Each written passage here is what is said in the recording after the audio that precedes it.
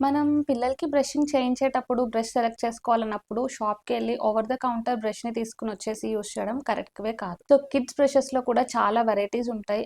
And A బ్రష్‌ని A age గ్రూప్‌లో వాడాలి అనేది ఈ వీడియోలో చూద్దాం. హాయ్, దిస్ ఇస్ డాక్టర్ సింధూర, పీడియాట్రిక్ డెంటిస్ట్. బేబీ పుట్టినప్పటి నుంచి కూడా గమ్ క్లీనింగ్ అనేది చేసుకుంటూ ఉండాలి. జస్ట్ బోర్న్ బేబీస్‌కి మనం స్టెరైల్ గాజ్ క్లాత్ కానీ, సాఫ్ట్ క్లాత్ కానీ పెట్టి ఆఫ్టర్ ఎవ్రీ ఫీడ్ మనం గమ్స్ అనేవి క్లీన్ చేయాల్సి ఉంటుంది. ఆ తర్వాత స్లోగా మన బేబీ గ్రో అవుతున్నప్పుడు ఫింగర్ బ్రష్ అనేది ఇంట్రడ్యూస్ చేయాలి. సో మనకి ఫస్ట్ టూత్ ఎరెప్ట్ అయినప్పటి నుంచి కూడా మనం వాళ్ళకి ఫింగర్ బ్రష్ యూస్ చేసి బ్రషింగ్ అనేది ఇంట్రడ్యూస్ చేయాలి. స్లోగా మనకి బేబీ గ్రో అయిన తర్వాత మనం బేబీ సాఫ్ట్ బ్రషెస్ అనేవి ఇంట్రడ్యూస్ చేయాలి. ఇవి ఏంటంటే వాటి హెడ్ సైజ్ చాలా చిన్నగా ఉంటుంది. బ్రిజిల్స్ కూడా ఎక్స్ట్రా సాఫ్ట్ ఉంటాయి. సో దట్ వాళ్ళకి ఎలాంటి డ్యామేజ్ జరగకుండా ఉంటుంది గమ్స్ కి. వన్స్ బేబీ పెద్దైన తర్వాత వాళ్ళంతటా వాళ్ళు బ్రష్ చేస్తున్నారు అన్నప్పుడు వాళ్ళకి కొంచెం హెడ్ సైజ్ అనేది ఇంక్రీజ్ చేసుకోవాలి. సో దట్ అన్ని టీత్ కూడా ఎఫెక్టివ్ గా క్లీన్ అవుతాయి. యూజువల్ గా 3 to 6 years ఏజ్ గ్రూప్ వాళ్ళకి మనకి బ్రష్ హెడ్ సైజ్ అనేది అరౌండ్ 18 to 19 mm అనేది ఉండాల్సి ఉంటుంది. అండ్ ఆల్సో ఈ ఏజ్ లో వాళ్ళంతట వాళ్ళు బ్రష్ చేస్తారు కాబట్టి వాళ్ళకి గ్రిప్ అనేది హ్యాండిల్ కి మంచిగా ఉండాలి. వీళ్ళ హ్యాండిల్స్ కూడా కొంచెం లాంగ్ ఉండి గ్రిప్ పట్టుకోవడానికి